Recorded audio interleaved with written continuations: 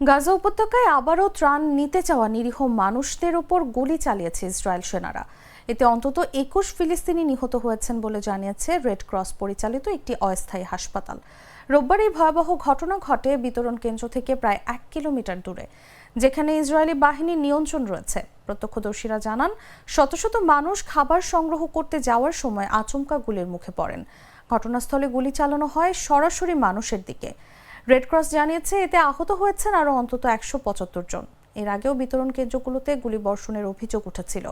এদিকে যুক্তরাষ্ট্র ইসরায়েলের সমর্থনে পরিচালিত গাজা হিউম্যানিটারিয়ান ফাউন্ডেশন দাবি করেছে, রোববার সকালের আগে ১৬টি ট্রাকে তারা কোনো সমস্যা ছাড়াই ত্রাণ বিতরণ করেছে। তারা মৃত্যুর খবর ভুল তথ্য বলে উড়িয়ে দিয়েছে।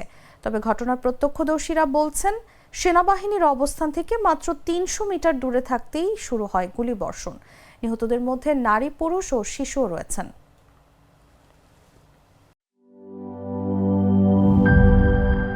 বান্ডেল থাকলে প্রতি সেনমানিতে টাকা বাঁচবে। বিকাশ সেনমানি বান্ডিল কিনে জিতুন প্রতি লেনদেনে।